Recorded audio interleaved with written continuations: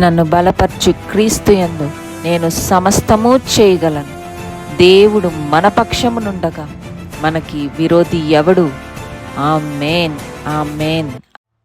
దేవుని అనుగ్రహం ఎంతగా ఉంటుంది అని కొన్ని విషయాలను చూద్దాం. దేవుడు నియమించిన సౌలు జీవితాన్ని ఒకసారి ఆలోచన చేద్దాం. ఈరోజు కొన్ని పాఠాలు నేర్చుకుందాం. ఒకసారి రండి వెళ్దాం. అపోస్తల కార్యాలు 26వ అధ్యాయం. అపోస్తల కార్యాలు 26వ అధ్యాయం చదువుకుందాం. మొదటి నుండి చదువుదాం. మొదటి నుండి ఒక 6 వచనాలు దయచేసి చదవండి. అపోస్తల కార్యాలు 26వ అధ్యాయము 1 నుంచి 6 వచనాలు చదువుతున్నాండి. అగ్రిప్ప సౌలును చూసి, నీ పక్షమున చెప్పుకున్నట్టుకు నీకు సరైనదనెను. అప్పుడు పౌలు చేయి చాచి ఇలాగు సమాధానం చెప్పసాగాను. అగ్రిప్ప రాజా, తమరు యూదులలో ఉండు సమస్తమైన ఆచారములను వివాదములను విశేషముగా ఎరిగిన వారు కనుక యూదులు నా మీద మోపిన నేరములన్నిటినీ కూర్చి నేడు తమరి ఎదుట సమాధానం చెప్పుకొనబోచున్నందుకు నేను ధన్యుడనని అనుకొనుచున్నాను. తాల్మితో నా మనవి వినవలనని వేడుకొనుచున్నాను. మొదటి నుండి యెరూషలేములో నా జనము మధ్యను బాల్యం నుండి నేను బ్రతికిన బ్రతుకు ఎలాంటిదో యూదులందరూ ఎరుగుదురు. వారు మొదటి నుండి నన్ను ఎరిగిన వారు కనుక సాక్ష్యం ఇచ్చుటకు వారికి ఇష్టమైతే నేను మన మతములోని బహునిష్ట గల తెగను అనుసరించి పరిసయుడినిగా ప్రవర్తించినట్లు చెప్పగలరు. ఇప్పుడైతే దేవుడు మన పితరులకు చేసిన వాగ్దానము విషయమైన నిరీక్షణను గూర్చి నేను విమర్శింపబడుటకు నిలిచి ఉన్నాను. ఇదండి పరిస్థితి. ఎందుకు నించున్నాడట? విమర్శింపబడుటకు నిలిచి ఉన్నాడు. చెప్దాం అన్నమాట. విమర్శింపబడుటకు నిలిచి. అగ్రిప్ప రాజు ఎదుట తన సాక్ష్యాన్ని తన మాటల్లో ఈ రోజు మనం వింటున్నాం. ఇలా విమర్శింపబడ్డానికి నించున్న తర్వాత తాను చెప్తున్న మాటల్లో తన సాక్ష్యాన్ని ఈరోజు కొంచెం చూడడానికి ప్రయత్నం చేద్దాం. అందుకే చదువుదాం. చూడండి 7వ వచనం. మన 12 గోత్రముల వారు ఎడతెగక దీవారాత్రులు దేవుని సేవించుచు ఆ వాగ్దానం పొందుదమని నిరీక్షించుచు ఉన్నారు. ఓ రాజా, ఈ నిరీక్షణ విషయమే యూదులు నా మీద నేరము మోపి ఉన్నారు. ఎంత క్లారిటీగా తన గురించి తను వాదించుకోవడానికి నించుని ఇక తన జీవితం గురించి తను చెప్పడం ప్రారంభించి తనకు ఎన్నో విషయాల మీద గ్రహింపు ఉందండి. అక్కడున్న యూదులు తనని ఎందుకు పట్టుకోవాలనుకుంటున్నారు, ఎందుకు చంపాలనుకుంటున్నారు, అన్ని విషయాలు గురించి తనిక చెప్తూ ఉన్నాడు. దానిలో భాగమే ప్రారంభించాడు అనమాట. ఏమని చెప్తున్నాడండి? యూదులకున్న నిరీక్షణను బట్టి, తను వాదిస్తున్న నిరీక్షణని బట్టి తను మాట్లాడుతున్నాడు. వీటన్నిటికీ గల కారణం ఏమిటి? అసలు దేవుడు మృతులను లేపుననే సంగతి నమ్మ తగదని మీరు ఎలా ఎంచుచున్నారు? అంటే ఏంటి? ఆ కాలంలో దేవుడు మృతులను లేపుతారా లేదా అని ఒక ప్రశ్న ఉండేది. లేపుతారు అనే వారంతా ఒక గుంపు, పునరుద్ధానం లేదు అని చెప్పుకుంటున్న వారంతా ఒక గుంపు ఉండేవాళ్ళు. నిజానికి వాస్తవం ఎవరికి తెలియదు అన్నమాట. అంత ప్రత్యక్షతలు ఆ కాలంలో లేవు.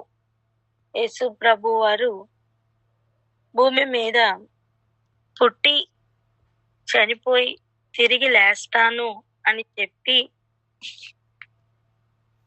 లేచినప్పుడు కూడా యేసు ప్రభువును చిత్రీకరించారు. ఎలా అంటే ఆయన వంచకుడు అని. ఎలా చెప్పండి? ఆయనను ఎలా చిత్రీకరించారు? ఆయన వంచకుడు అని చిత్రీకరించారు.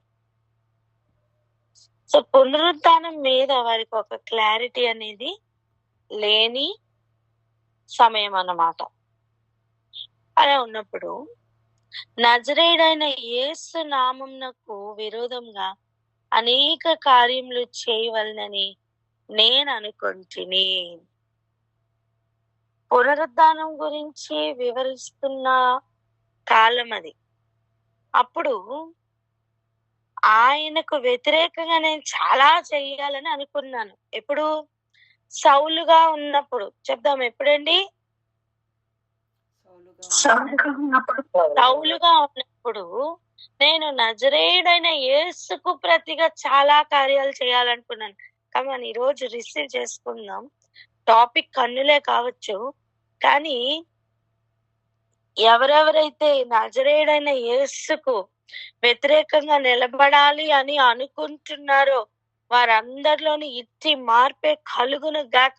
ఆమేన్, ఆమేన్. ఆమేన్. చూడండి, ఆ రోజట అప్పుడున్న కాలం ప్రకారం నేను నజరేయుడైన యేసు నామమునకు విరోధంగా ఒక కార్యము, రెండు కార్యాలు కాదు, అనేక కార్యాలు. అంటే తాను తీసుకున్న తీర్మానం క్రీస్తుకు విరోధంగా బ్రతకాలని. యూదుడు కాకుండా ఉన్నాడా? బెన్యామీను గోత్రం నుంచే కదా వచ్చాడు. ఇశ్రాయేలీల 12 గోత్రములకు చెందకుండా అన్యుల్లో నుంచి వచ్చిన వ్యక్తి అయితే కాదు కదా.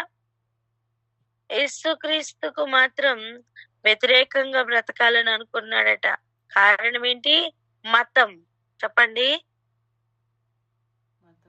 మతము, మత పిచ్చి అని చెప్పండి. మతంలోను మత పిచ్చిలోను ఉన్న గ్రేటెస్ట్ డేంజర్ జోన్ ఏంటి అంటే మనుషులు కల్పించిన పద్ధతులను దైవోపదేశములని చెప్తారు.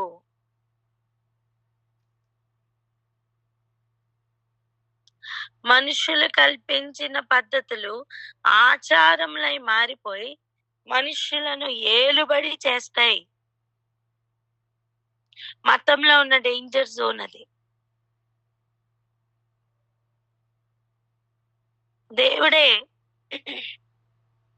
దేవుడే కాలమును బట్టి కొన్ని మార్పులు తీసుకొని వస్తూ ఉంటారు. అది ఎలాంటిదో తెలుసా? చిన్న పిల్లలప్పుడు చీర కట్టుకుంటే ఓకేనా? చెప్పండి. అది కూడా డ్రెస్సే కదా. రోజు చీర కడితే ఓకేనా? చిన్న పిల్లలప్పుడు లేదు. అప్పుడు మనం ఏమంటాం? వద్దు అంటాం. అర్థం చేసుకోండి, వద్దు అంటాం. అదే పెద్ద అయిన తర్వాత కట్టమంటామా లేదా? కట్టమంటాం. మతం ఏం చేస్తుందంటే ఒకప్పుడు వద్దన్నారు కాబట్టి వద్దు అని ముద్ర వేస్తారు. నిజంగా కట్టుకునే సమయం వచ్చేసరికి ఆ వద్దు అనేది చలామణిలో ఉంటది. దాన్ని ఇప్పుడు కట్టుకోవచ్చు అని ఒక రూల్ తీసుకురావడానికి మతం ఒప్పుకోదు. ఎగ్జాంపుల్ చెప్తున్నా, మనకు అర్థమయ్యే భాష గనక, మనకు అర్థమయ్యే విషయాలే గనక కల్చర్ గురించి చెప్తున్నా. అలాగనే కాలంలో దేవుడు ఒక ఎదుగుదల తీసుకుని వస్తూ ఉన్నారు. అందుకే ముందుగా కొన్ని కార్యాల గురించి దేవుడు వద్దు అని చెప్పారు. కానీ అవి చేయదగిన సమయం వచ్చినప్పుడు మనుషులు చేయకూడదు అనే విషయంలోనే ఆగిపోయారు. అలాగే కొన్ని విషయాలు చేయకూడదు, ఇప్పుడు చేయొచ్చు. కొన్ని విషయాలు చేయొచ్చు, ఇప్పుడు చేయకూడదు అని కాలమును బట్టి పురోగతి పొందుతున్న అనేక విషయాలు ఉండిపోయి అవన్నీ కూడా మార్పు తీసుకుని రావడానికి మతమే అడ్డంగా మారింది. అంటే తన కాలే తనకి అడ్డం పెట్టుకుని పడిపోతున్న ఒక వ్యక్తి ఎలా ఉంటుందో అలా ధర్మశాస్త్రమే అడ్డముగా పెట్టుకొని క్రీస్తుని అంగీకరించలేని భయంకరమైన డేంజర్ జోన్ లోకి వెళ్ళిపోయింది ఆనాటి యూదా మతం.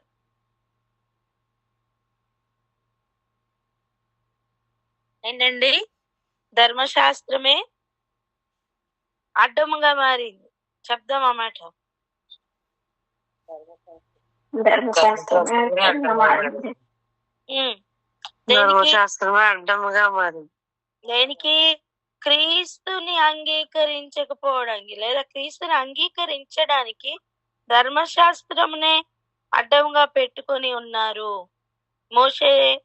మోషేని అంగీకరించారు, అబ్రహాముని అంగీకరించారు, కానీ యేసు ప్రభుని అంగీకరించలేని స్థితిలోనికి ఆనాటి యూదా మతం వెళ్ళిపోయింది. అలాంటి ఒక దాంట్లో భాగంగా ఉన్న సౌలు ఆ రోజు తీసుకుంటున్న ఒక తీర్మానం, క్రీస్తుకు విరోధముగా అనేక కార్యాలు చెయ్యాలని. అలాగనే యెరూషలేములో చేశాడట. చూడండి 10వ వచనం, యెరూషలేములో నేను అలాగు చేసి తిని, నేను ప్రధాన యాజకుల వలన అధికారం పొంది. ఎవరి వలన? ప్రధాన యాజకులు యేసు ప్రభువుకు ఎంతగా వ్యతిరేకంగా నిలబడ్డారంటే ఆయనను చంపిందాకా ఊరుకోలేదు. ఆయన శవమును పాతిపెట్టి, లేదా ఆయన శవమును ఆ గుహలో పెట్టిన తర్వాత దానికి కావలి వారిని అధికము చేసి ఆయనను ఆపాలని ఎంత ప్రయత్నం చేసినా ఆయన పునరుద్ధానంను ఆపలేకపోయారు. దూత రాయి పొర్లించి ఉంటే కూడా కావలి వారికి అధికమైన ద్రవ్యం ఇచ్చి సైనికులతో అబద్ధము చెప్పించారండి. ఏమని? శిష్యులు ఆయనను ఎత్తుకుని పోయి, శవమును ఎత్తుకుపోయి పునరుద్ధానుడు అయ్యాడని అబద్ధం చెప్తున్నారని వీరు పుట్టించారు అబద్ధం. ఎవరు? ప్రధాన యాజకులు. చెప్పండి, ఎవరు? ప్రధాన యాజకులు అని చెప్తాం. ఈ ప్రధాన యాజకుల యొక్క ఆగడాలు అక్కడతో ఆగలేదు. ఏం చేశారు? పేతురుని, యోహాన్ని పిలిచారు, వారిని గద్దించారు, బెదిరించారు, వార్నింగ్ ఇచ్చి పంపించారు. దేవుని కార్యములను ఎవరు ఆపగలరు? ఎవరు ఆపలేరు. అలాగనే అలాంటి కాలంలోనే ప్రధాన యాజకుల దగ్గర నుండి, అంటే సౌలుగా ఉన్నప్పుడు ప్రధాన యాజకుల దగ్గర నుండి అధికారం పొందుకొని బయలుదేరాడట. కానీ పౌలుగా ఉన్నప్పుడు అదే ప్రధాన యాజకులకి లొంగాడా? చెప్పాలి, లొంగలేదు. ఇప్పుడు విషయం చూడండి, పరిశుద్ధులను అనేకులను చెరసాలలో వేసి వారిని చంపినప్పుడు సమ్మతించి తిని. అనేక పర్యాయములు సమాజ మందిరములన్నిటిలో వారిని దండించి వారు దేవదూషణ చేయునట్లు బలవంతం పెట్టి చూచి తిని, మరియు వారి మీద మిక్కిలి క్రోధము గలవాడనై ఇతర పట్టణములకును వెళ్ళి వారిని హింసించుచుంటిని. అందు నిమిత్తం నేను 12వ వచనం, ప్రధాన యాజకుల చేత అధికారమును ఆజ్ఞయు పొంది దమస్కునకు పోచుండగా. ఎవరి దగ్గర అధికారం పొందాడండి? ప్రధాన యాజకులు. చెప్దాం, ఎవరి దగ్గర? ప్రధాన యాజకుల చేత. ప్రధాన యాజకులు యాజకత్వం చేయాలి కదా. వీరేం చేస్తున్నారు? క్రీస్తుకు విరోధంగా నిలబడుతున్నారు. అంతేకాదు, క్రీస్తుకు విరోధంగా నిలబడడానికి అనేకుల్ని అధికారం ఇచ్చి పంపిస్తున్నారు. నజరేయుడైన యేసు నామమునకు విరోధంగా వారు కార్యాలు చేస్తున్నారు. అక్కడితో ఆగలేదు. వారిని, పరిశుద్ధులను అనేకులను చెరసాలలో వేసి చంపిస్తూ ఉన్నారు. అలా ఉన్న ప్రధాన యాజకులు. ఇప్పుడు విషయం ఏంటంటే, సౌలు యూదా మతంలోనే ఉన్నప్పుడు లేదా ఎందుకంటే యూదులు బెన్యామీనీయుల్ని కలిపి యూదులు అనే పిలిచేవాళ్ళు కనుక ఆ మతంలో ఉన్నప్పుడు తాను కూడా చేసిన కార్యమేటట, అలా చంపిస్తున్నప్పుడు అవును ఇది కరెక్ట్ అనేవాడట. మనం కూడా చూడండి, ఒక విషయం ఏదైనా లోకంలో జరుగుతుంది అనుకోండి, ఒక రూల్ ఏదైనా మన గవర్నమెంట్ పెట్టారనుకోండి, మన అందరికీ ఒక్కొక్క అభిప్రాయం ఉంటుంది, ఇది కరెక్టా కాదా అని. అవునా? మాట్లాడుకుందాం, డిస్కషన్స్ వస్తూ ఉంటాయి. ఏమని? వాళ్ళు కరెక్టే చేశారండి, వాళ్ళు కరెక్ట్ గా చేయలేదండి అని మాట్లాడుకుంటూ ఉంటాం. అలాగనే ఇలా అంతా జరుగుతున్నప్పుడు, క్రీస్తుకు విరోధంగా జరుగుతున్నప్పుడు సౌలు అంగీకరించాడట, సమ్మతించాడట, ఇది కరెక్టే, స్టెఫన్ని చంపడం కరెక్టే అని సమ్మతించిన సౌలు. విషయం ఏంటంట, ఇలా అనేక పర్యాయాలు అంటే అనేక సార్లు సమాజ మందిరములన్నిటిలో దూరి వాళ్ళని దేవదూషణ చేస్తే తప్ప ఊరుకోకుండా వాని హింసించి కొట్టి చెరసాల్లో వేసి నానా విధములైన కార్యాలు చేస్తూ ఉండేవాడట.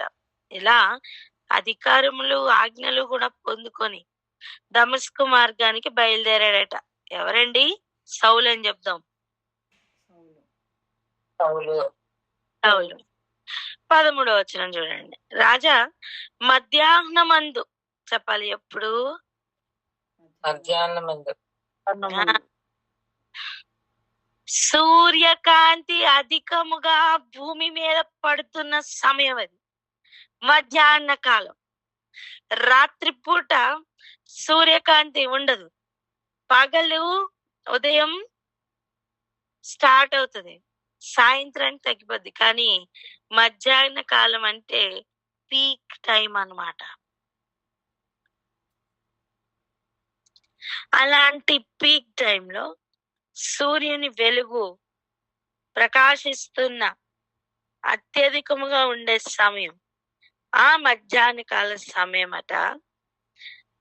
నా చుట్టూ నాతో కూడా వచ్చిన వారి చుట్టూ ఆకాశం నుండి సూర్య తేజస్సు కంటే మిక్కిలి ప్రకాశమానమైన ఒక వెలుగు త్రోవలో ప్రకాశించుట చూచి తిని. ఆమేన్.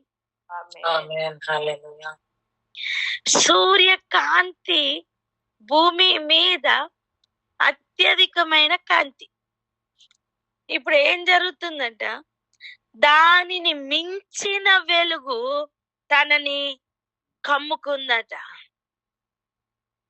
ఒక మాట చెప్పున, ఎవరి జీవితంలోనైనా సూర్యకాంతి కింద జరుగుతున్న న్యాచురల్ అని చెప్పుతున్న ప్రతి దానికంటే కూడా సూపర్ న్యాచురల్ గా దేవుని శక్తి కమ్ముకోవాలండి. అలా ఎవరి జీవితంలోనైనా కమ్ముకున్నదా, ఇక వారు సూపర్ న్యాచురల్ బీయింగ్ అనే పని చేస్తారు. తనకి జరిగిన ఎన్కౌంటర్ చూడండి ఎలా ఉందో. సూర్యకాంతి యొక్క పీక్ మూమెంట్స్ లో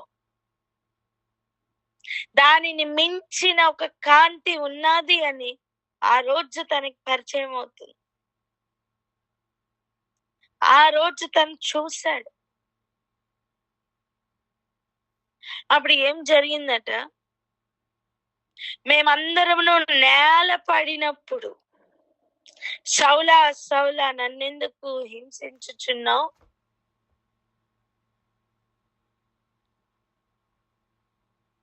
అని ఒక స్వరము వినపడ్డదట. చదవండి 14వ వచనం. 14ఏనా? 14 చదవండి. అపోస్తల కార్యములు 26వ అధ్యాయం 14వ వచనం. మేమందరము నేలపడినప్పుడు సౌలా సౌలా నన్నెందుకు హింసించుచున్నావు, మునుకోలకు ఎదురు తనుట నీకు కష్టమని హెబ్రీ భాషలో ఒక స్వరం నాతో పలుకుట వింటిని. ఏంటి సౌలా, ఎందుకు నన్ను హింసిస్తున్నావు? మునికోళ్లకు ఎందుకు ఎదురు తన్నడానికి నువ్వు వస్తున్నావు అని దానికి ఒక స్వరం వినపడినప్పుడు ప్రభువా అన్నాడు. ఎవరు చెప్పారండి ఆయనకి ప్రభు అని? ఎవరు చెప్పారు అసలు? నీవెవడు అని అడుగుతున్నాడు. ఖచ్చితంగా ఇది సూపర్ న్యాచురల్ పవర్ అని ఆయనకి అర్థమైంది. నేనేమని అంటున్నానంటే, యేసు ప్రభుకి క్రీస్తుకి విరోధంగా పని చేయాలనుకుంటున్న వారికి దేవుడు ప్రత్యక్షమవునుగాక. ఆమేన్. ఆమేన్. ఆమేన్. ఇది మనుష్యుల వలన జరుగుతున్న కార్యం కానే కాదు. ఇది మనుష్యుల మాట వింటున్న అనుభవం కానే కాదు.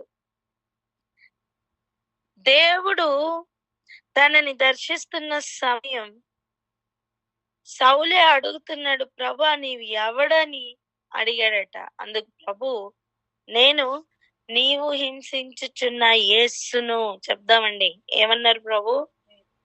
నీవు హింసిస్తున్న యేసును. హల్లెలూయా. నువ్వు హింసిస్తున్న యేసును అని చెప్పినప్పుడట, నీవు నన్ను చూచి ఉన్న సంగతిని గూర్చియు నేను నీకు కనబడబోవు సంగతిని గూర్చియు నిన్ను పరిచారకునిగాను సాక్షిగాను నియమించుటకై కనబడి ఉన్నాను. కన్నులు తెరవబడుతున్న సమయం ఇది. కన్నులకు దేవుడు కనబడుతున్న సమయం ఇది. ఏమని చెప్తున్నారండి? ప్రభు చెప్తున్న మాట, నువ్వు హింసిస్తున్న యేసునయ్యా, నీవు నన్ను చూచి ఉన్న సంగతిని గూర్చి నేను నీకు కనబడబోవు సంగతిని గూర్చి కనపరచబోవు సంగతిని గూర్చి అంటే బాగుండదు. నిన్ను పరిచారకుని గాను సాక్షిగాను నియమించడానికే నీకు కనబడ్డానయ్యా. అంటే ఎంతవరకు సూర్యుని కింద చూసిన కన్నులు ఇక మీదట నీతి సూర్యుని కింద చూడబోతున్నాయి. ఇంతవరకు సూర్యుని కింద విషయములు మాత్రమే కరెక్ట్ అనుకుని ఒక మతంలో అలా మగ్గిపోయిన ఆ కన్నులకు ఇక మీదట నీతి సూర్యుని కింద జరగవలసిన విషయములు కనబడబోతున్నాయి. అవి సూర్యుని కింద జరుగుతున్న విషయాలకు ఆపోజిట్ లా ఉంటాయి. దానిని మించిన వెలుగు కలిగి ఉంటాయి. దాని మించిన నీతి కలిగి ఉంటాయి. దానిని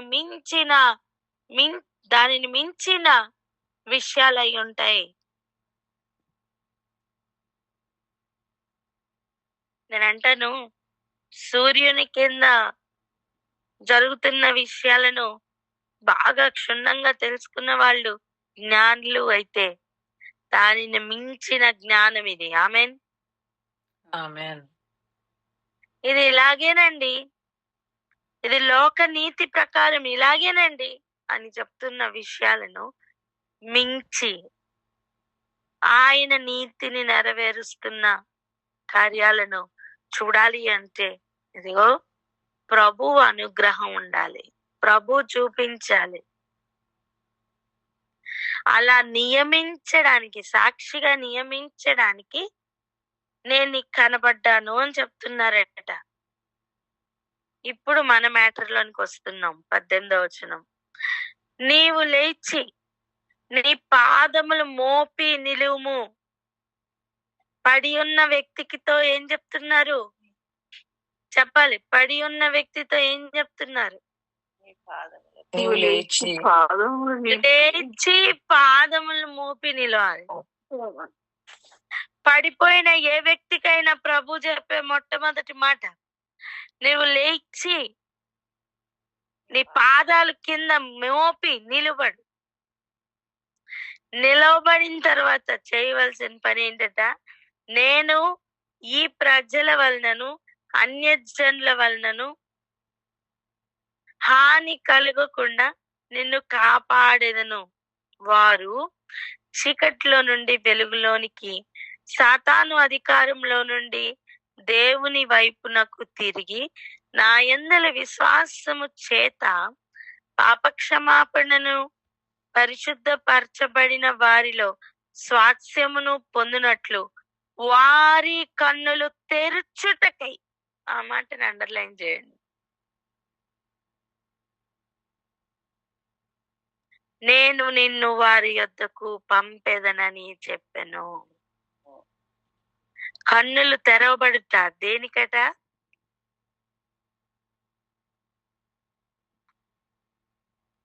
చదివాం కదా ఇప్పుడే, చూడండి. వారి కన్నులు తెరుచుటకై. కన్నులు తెరవబడితే ఏమేం జరుగుతాయట? చీకట్లో నుండి వెలుగులోనికి వస్తారు. చెప్పండి, చీకట్లో నుంచి వెలుగులోనికి వస్తారని చెప్పండి. నుండి వెలుగులోనికి వస్తారు. సాతాను అధికారం దేవుని వైపుకు తిరుగుతారు. చెప్దాం, సాతాను అధికారం నుండి దేవుని వైపుకు తిరుగుతారు. పాప క్షమాపణ పొంది పరిశుద్ధపరచబడతారని చెప్తాం.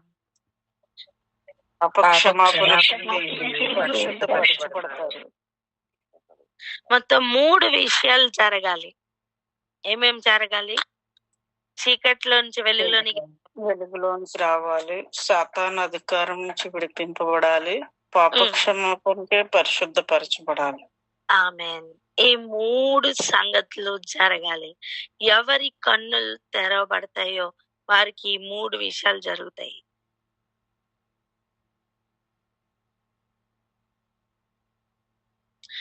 కన్నులు మూయబడి ఉన్నప్పుడు ఈ 3 విషయాలు జరగవు. ఒక వ్యక్తి పాపంలో నుండి లేదా సాతాను అధికారంలో నుండి, చీకట్లో నుండి బయటికి రాలేకపోతున్నాడంటే వాడి కన్నులు తెరవబడలేదని అర్థం. ఒక వ్యక్తి పరిశుద్ధపరచబడలేకపోతున్నాడంటే కన్నులు తెరవబడలేదని అర్థం.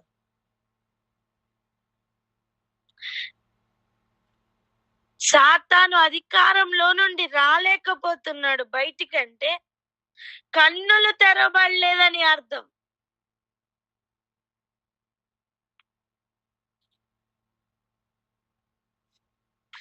ఇక్కడే ఆగి ప్రార్థన చేద్దాం. సంఘంలో కన్నులు తెరవబడిన అనుభవం కావాలని ప్రార్థన చేద్దాం. చేయండి.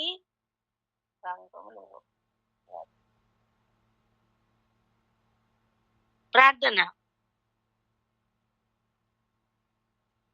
తండ్రి నీకు స్తోత్రమయ్యా, స్తోత్రం. పరిశుద్ధ దైవమా నీకు స్తోత్రము రాజా. అయ్యా నా తండ్రి, ఈ దినమున నా ప్రభు సంఘంలో నా తండ్రి అనేకులకు నా తండ్రి అయ్యా నా ప్రభు సౌలు గారికి మీరిచ్చిన ఎన్కౌంటర్ వలన జరిగిన సంగతులను నా తండ్రి జరగాలని నా తండ్రి మేము ఆశిస్తూ ప్రార్థిస్తున్నామయ్యా. అవును రాజా, చీకటిలో నుంచి ఆశ్చర్యకరమైన వెలుగులోనికి పిలిచిన దైవం అనేకులకు నా తండ్రి ఇటువంటి కృపను అనుగ్రహించమని వేడుతున్నాం తండ్రి. నీకు స్తోత్రమయ్యా. ఆయా సాతాను అధికారం నుండి విడిపింపబడిన ప్రభు మీ వైపునకు తిరిగే కృపనివ్వమని అడుగుతున్నాం రాజా. ఆయా విశ్వాసం చేత పాప క్షమాపణ నిమిత్తం ప్రతి ఒక్కరూ పరిశుద్ధ పరచబడినట్లుగా నా ప్రభు ఈరోజు సంఘమునకి ఇటు కృపను అనుగ్రహించమని వేడుతున్నాం తండ్రి. నీకు స్తోత్రమయ్యా. ఇంకనూ నా తండ్రి క్రైస్తవులు అని చెప్పుకుంటున్నా తండ్రి ఆయా కన్నులు తెరవబడలేని స్థితిలో అనేకులు ఉంటుండగా నా ప్రభువా అయా నా ప్రభు మీ సన్నిధిలో మొర్ర పెడుతున్న నా ప్రభు మా ప్రార్థనను అంగీకరించిన తండ్రి మీరు నా ప్రభు అయా నా తండ్రి అనేకులకి ఇటు కార్యమును జరిగించమని నా ప్రభు కన్నులు తేటగా కనబడుటకు నా తండ్రి సతాను నుంచి విడిపింపబడుటకు ఆశ్చర్యకరమైన వెలుగులోకి రావడానికి నా ప్రభు పాప క్షమాపణ నిమిత్తమైన ప్రభు పరిశుద్ధ పరచబడుటకు కృపనిచ్చి నడిపించమని యేసు నామములో అడిగి వేడుకొని పొందినాం తండ్రి. ఆమేన్. ఇప్పుడు చదవండి లూకా సువార్త 6వ అధ్యాయం 39 నుండి చదువుకుంటూ వద్దాం 45 వరకు.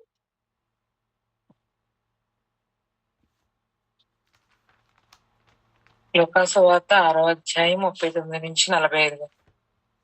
మరియు ఆయన వారితో ఈ ఉపమానం చెప్పాను. గుడ్డివాడు గుడ్డివానికి దారి చూపగలడా? వారిద్దరును గుంటలో పడుదురు కదా. శిష్యుడు తన బోధకుని కంటే అదుకుడు కాడు. సిద్ధుడైన ప్రతి వాడును తన బోధకుని వలె ఉండును. నీవు నీ కంటిలో ఉన్న దూలం ఎంచక నీ సహోదరుని కంటిలో ఉన్న నలుసుని చూడనేలా? నీ కంటిలో ఉన్న దూలమును చూడక నీ సహోదరునితో, సహోదరుడా, నీ కంటిలో ఉన్న నలుసుని తీసివేయనిమ్మని నీవెలాగూ చెప్పగలవు? వేషధారి, మొదట నీ కంటిలో ఉన్న దూలమును తీసివేయము. అప్పుడు నీ సహోదరుని కంటిలో ఉన్న నలుసును తీసివేయుటకు నీకు తేటగా కనబడును. ఏ మంచి చెట్టునను పనికిమాలిన ఫలములు ఫలింపవు. పనికిమాలిన చెట్టున మంచి ఫలములు ఫలింపవు. ప్రతి చెట్టు తన ఫలము వలన తెలియబడును. ముండ్ల పొదలో అంజూరపు పండ్లు ఏరుకొనరు, కోరింద పొదలో ద్రాక్ష పండ్లు కోయరు. సజ్జనుడు తన హృదయమును మంచి ధననిధిలో నుండి సద్విషయములను బయటికి తెచ్చును. దుర్జనుడు చెడ్డ ధననిధిలో నుండి దుర్విషయములను బయటికి తెచ్చును. హృదయము నిండి ఉండు దానిని బట్టి ఒకరి నోరు మాట్లాడును. హల్లెలూయా. ఏం చేయగలరట? గుడ్డివాడు గుడ్డివానికి దారి చూపలేడు. సో మొదటిగా ఏం జరగాలి? కన్నులు తెరవబడాలి, కన్నులకు స్వస్థత కలగాలి. అప్పుడు తేటగా కనిపిస్తుంది. అప్పుడు అనేక గుడ్డి వారికి దారి చూపడం సాధ్యమవుతుంది.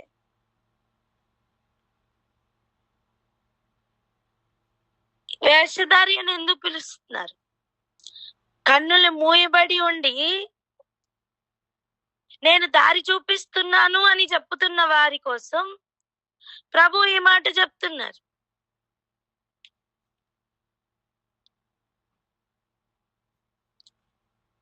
మనం అసలు సబ్జెక్టుల నుంచి ఎక్కడికి మూవ్ అవ్వలేదు తెలుసా? ఎందుకంటే జస్ట్ 38వ వచనం చూడండి. క్షమించుడి, అప్పుడు మీరు క్షమింపబడుదురు, ఇయ్యుడి, అప్పుడు మీకు ఇయ్యబడును, అణచి కుదిలించి దిగజారునట్లు నిండు కొలతను మనుషుల మీ ఒడిలో కొలుతురు. మీరు ఏ కొలతతో కొలుతురో ఆ కొలతతోనే మీకు మరలా కొలవబడినని చెప్పాను. మనం కొలతల్లోనే ఉన్నామా? చెప్పండి. కొలతల్లోనే ఉన్నాం. కొలలోనే ఉన్నామా? దానిలో భాగంగానే నా ప్రభు ఇవన్నీ రాయించారు. చెప్పండి, అవునా కాదా? ఇప్పుడు మనం కూడా కొలత గురించే కదా చూసుకుంటున్నాం. అక్కడే కదా తేరి చూసే అనుభవం గురించి, ఆగి 2 రోజుల నుంచి తేరి చూడటం గురించి చూసుకుంటున్నాం. అంటే ఏంటి? సరి అయిన కొలత కొలవాలి అంటే కన్నులు తెరవబడాలి. ఆమేన్. అవును, లేకపోతే కన్నులు తెరుచుకుని ఉన్నాను అనుకుంటున్న గుడితనంలో ఉంటాం. గుడ్డివాడు ఎలా అయితే కొలతలు సరిగా కొలవలేడు, గుడ్డివాడు ఎలా అయితే సరిగా కొలతలు కొలవలేడు, మనం కూడా గుడ్డితనంలో ప్రభువుకి కావలసినట్టుగా బ్రతకలేము. మొదటిగా ఆ గుడ్డితనం తొలగించాలి. యూదా మతంలో మత ప్రవిష్టుడుగానే ఉండి, మంచి పరిసయుడుగా ఉండి, అన్ని విషయాల్లోని సూపర్ అనిపించుకునే ఒక సౌలుని దేవుడు ఎన్నుకున్నారు. నువ్వు నువ్వు నువ్వు అనుకుంటున్న సూర్యుని వెలుగులో జరుగుతున్న కార్యాలను మించి నీతి సూర్యుని వెలుగులో చేయవలసిన కార్యాలు ఉన్నాయని చూపిస్తున్నారు. ప్రాక్టికల్ గా దానిని మించిన వెలుగు ఏదో చూపించారు. అప్పుడే తను గుర్తుపట్టాడు, ఇది ప్రభువు అని. పేరు అడిగాడు, నీవెవరని అడిగాడు. తను తాను దేవుడు కనపరుచుకున్నారు. కనపరుచుకుని కన్నులు తెరవబడితే ఏం జరుగుతున్నారు. అలా జరగడం కోసం అంటే చూడండి, అసైన్మెంట్ ఇస్తున్నారు, నువ్వేమేం చేస్తావని చెప్తున్నారు. గుడ్డివాడు గుడ్డివానికి దారి చూపలేడండి. అందుకే సౌలు యొక్క గుడ్డితనంను దేవుడు తొలగిస్తున్నారు అక్కడ. ఎంతమందికి అర్థమవుతుంది? ఆ? సౌలు గుడ్డితనంను తొలగిస్తూ తను ఏం చెయ్యాలో చెప్తున్నారు. కన్నులు తెరచుటకై నిన్ను పంపిస్తున్నానని చెప్తున్నారండి.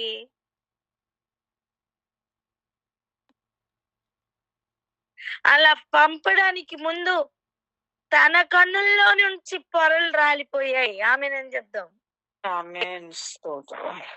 గుడ్డివాడు గుడ్డివానికి చూపించలేడు. అందుకే దేవుడు గుడ్డివానిగా ఉన్నవానికి తన ప్రత్యక్షతను ఇచ్చి ఫస్ట్ గుడ్డితనాన్ని క్లియర్ చేసి లోకంలో ఉన్న అనేక మంది గుడ్డితనాన్ని క్లియర్ చేయడానికి సిద్ధపరిచి పంపించాడు. అలా పంపబడిన వ్యక్తి ఈరోజు అగ్రిప్ప రాజు ఎదురుగుండా నిలబడ్డాడు. ఆమేన్. ఆమేన్. అంతేకాదు, మనం ఈ అపోస్తల కార్యాలన్నీ చదువుకుంటే ఎన్నో ఏరియాల్లో నిలబడ్డాడు పౌలు. నేను అంటాను, తను ఎక్కడ నిలబడిన ఉద్దేశ్యం ఒకటే, అక్కడ కన్నులు తెరవబడాలి. ఆమేన్. ఆమేన్. ఆమేన్. ఎవరి కన్నులు సరిగా తెరవబడతాయో వాళ్ళు సరి అయిన కొలతను కొలవగలుగుతారు. ఎవరివైనా కన్నులు తెరవబడట్లేదు అంటే అర్థం వారు కొలిచిన కొలతతో వారికి కొలవబడడానికి వాళ్ళ పరిమాణం పూర్తి చేసుకోవడానికే వాళ్ళ గుడ్డితనంగానే మిగిలిపోయింది. నేనేమంటున్నా తెలుసా? దేవుడు తీర్చే తీర్పు అది. కన్నులు తెరవబడడానికి దేవుడు అనుగ్రహం ఉండాలి. అందుకే ఒక గుడ్డివాడు ఇలా పిలుస్తున్నాడు ప్రభువును, దావీదు కుమారుడా నన్ను దాటిపోవద్దయ్యా. గుడ్డివాని యొక్క ఆశ. ఎవరి హృదయంలో సత్యం తెలుసుకోవాలని ఆశ ఉంటదో వారు నజరేయుడైన యేసును గుర్తుపడతారు. వారికి చూపు దొరుకుతుంది, వారి గుడ్డితనం తొలగిపోతుంది. అప్పటి వరకు ఉన్న మనస్తత్వం మారిపోతుంది. అప్పటి వరకు వెలుగుని చీకటి అనుకుంటారు, అప్పటి వరకు మేలుని కీడు అనుకుంటారు. వారికి ఉన్న గుడ్డితనం అట్టిదే. కానీ ఒక్కసారి కన్నులు తెరవబడితే వారి గుడ్డితనం అంతా తొలగిపోయి సత్యమును గుర్తుపట్టగలరు, మేలును గుర్తుపట్టగలరు, వెలుగును గుర్తుపట్టగలరు.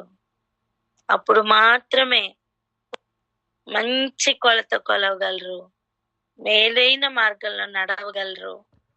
అలా నడిపించడానికే సౌలును దేవుడు ఎన్నుకొని పౌలుగా మార్చుకున్నారు. సౌలును ఎన్నుకొని పౌలుగా మార్చేటప్పుడు దేవుడు ఈ లోకంలో ఉన్న వెలుగు కంటే అత్యధికమైన వెలుగును పరిచయం చేశారు. అప్పటి వరకు హింసించాలి అనుకున్న వ్యక్తి హింస పొందాలి అనే పాకానికి వచ్చేసాడు. ఎన్నో మార్పులు జరిగిపోయినాయి. ప్రభు ఎన్కౌంటర్ జరిగితే ఒక వ్యక్తిలో ఇన్ని మార్పులు వస్తాయి. అలాంటి వ్యక్తి అనేకులను దేవుని సన్నిధికి తీసుకొని రాగలడు. ఈరోజు మనం మన జీవితాలను ఆలోచిద్దాం. మతం అనే గుడితనంలో ఆగిపోద్దు నాన్న. లేదా ఈ లోకంలో ఉన్న నీతి ప్రకారం ఇదే నీతి అనుకుని ఆగిపోవద్దు. యాక్చువల్ గా అలా ఉన్న సమయం పరిశుద్ధులను హింసించే డేంజర్ జోన్ లోకి వెళ్ళిపోతావు. జాగ్రత్త. ఈరోజు అలాంటి డేంజర్ జోన్ లో ఉన్నావా? కన్నులు తెరవబడాలని ఆశపడి ప్రార్థన చేసుకో. రెండోది, గుడ్డివాడు గుడ్డివానికి చూపించలేడు, దారి చూపించలేడు. ఈరోజు అలాంటి అనేక గుడ్డివారి గురించి ప్రార్థన చేద్దాము. ఈ గుడ్డివారు చేసే పని ఏంటి? ఈ గుడ్డివారు చేసే పని కన్నులు తెరుచుకొని నడుస్తున్న వాళ్ళని హింసించుట. అర్థమైందా? గుడ్డివారికి అధికారం ఇచ్చి పంపిస్తుంది ఎవరో తెలుసా? ప్రధాన యాజకులు. అండ్ గుడ్డివారికే గుడ్డివారు, అటువంటి వారికి కూడా కన్నులు తెరవబడి రోషంతో ఆమె నువ్వు చెప్పగలవా? ఆమేన్. ప్రార్థన చేసుకుందాం అక్క. Hallelujah. Thank you Jesus. Thank you lord.